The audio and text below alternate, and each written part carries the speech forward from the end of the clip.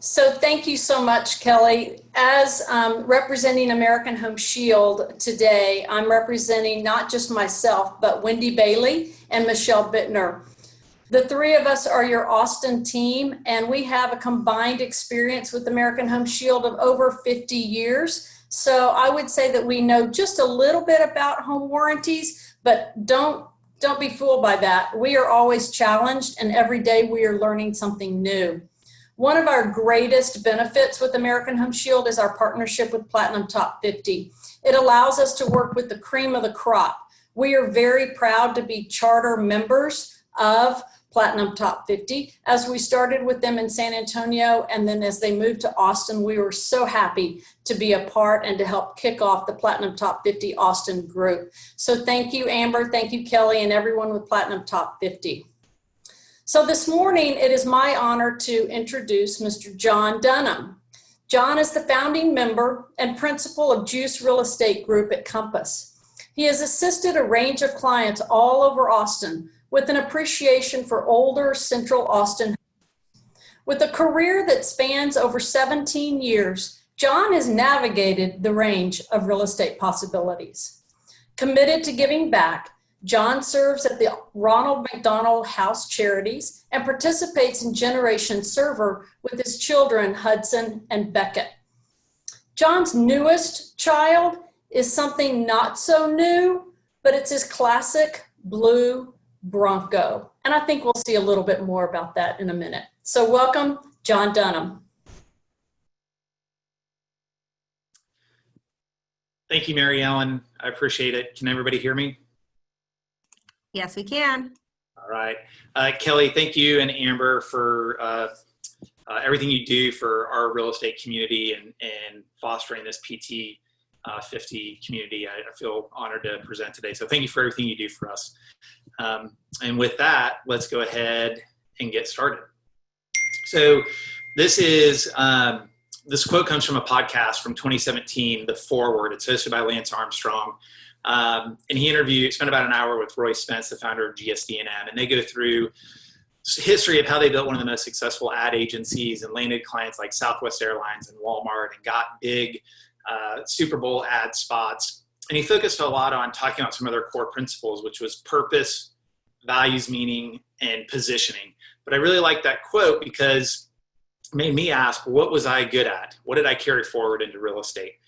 This is the UT Swim Center. I grew up there. I was a swimmer all my life and into college. I did endless laps back and forth. And I became fluent at the game of repetition and consistency, tweaking little things along the way, minor adjustments with my stroke and turns, which is really what we should be doing in this business all along is constant evaluation.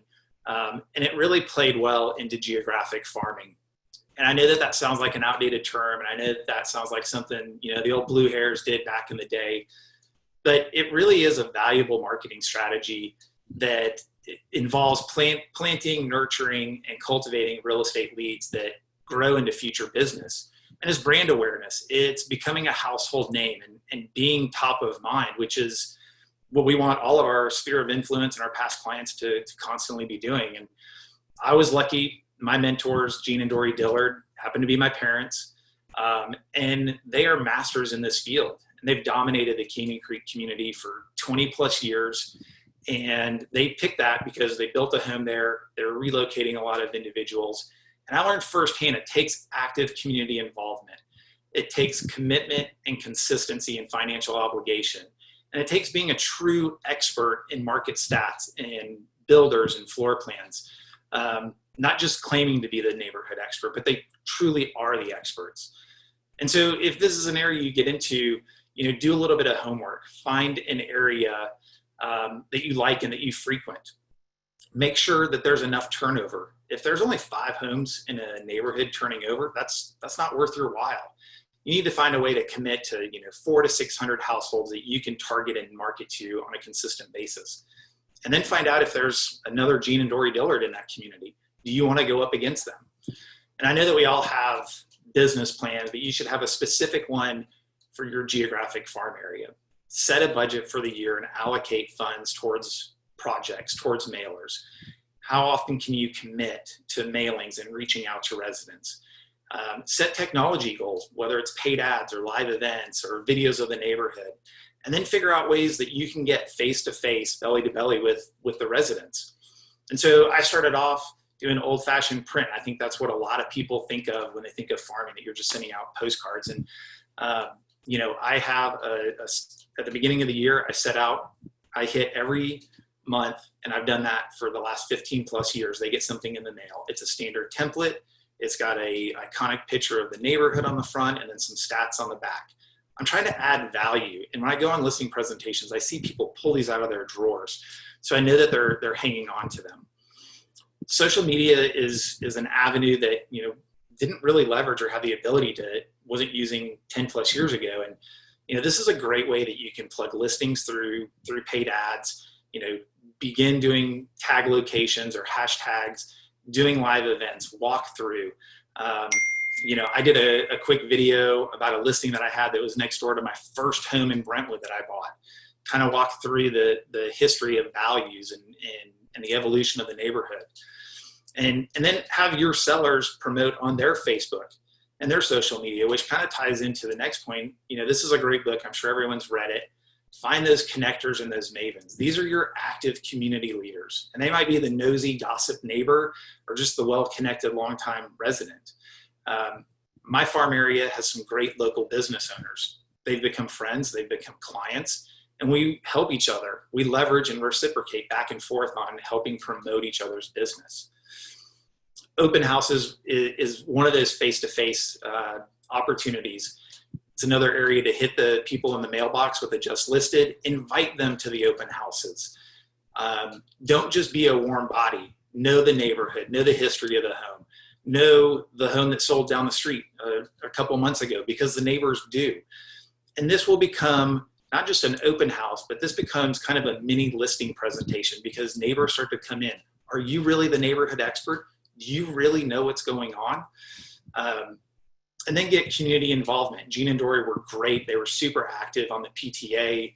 They've got a room named after them at the elementary school. I do sponsorship on an annual neighborhood festival because we have a 503c nonprofit that helps raise money for community enhancements. Get involved in that. It's another way to meet those connectors and the mavens. And then study the market. You need to have some quick data points that you track, whether it's inventory levels, price per square foot, annual appreciation rates. Because when you run into, you know, somebody in the coffee shop or at an open house, you should be able to spit those out.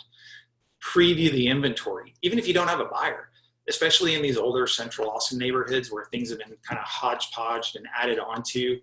Go in and understand what's separating one home from the other. And then we talked a little bit about brand identity. And here's that silly Bronco that Mary Ellen was talking about, but be unforgettable. The juice brand and the bottle cap started to kind of cement our identity in Midtown. Then we built our office with a giant neon sign that says juice going down the side. You know, then I bought this marketing ploy that I have integrated into all of my listings. If you follow me on social media, it's probably pretty overplayed already, but it's brand identity. And then don't do this. There's a slide here that shows one of my first market postcards that went out. It added zero value. It was super generic. It went straight into the trash. Don't think that this is easy. Don't proclaim to be the neighborhood expert. This is the long game. This is not going to happen over 2, 4, or 6 mailings. And then does it work? My last slide on there talks a little bit about some of the area stats in my farm area in Brentwood and Crestview. You know, this isn't my full yearly production, but it starts to show that I've got a pretty good base of securing 6 to 8 million in sales each year just by farming this area. A lot of those become move-up programs. So you're getting 2 transactions and not just 1 out of them. Then they become raving fans. Then they talk to their sphere of influence, their friends and family. So this may not be the fastest route to production, but it does pay off. It is the long game, and consistency and repetition, it will eventually pay off. Happy to answer any questions. Feel free to reach out to me.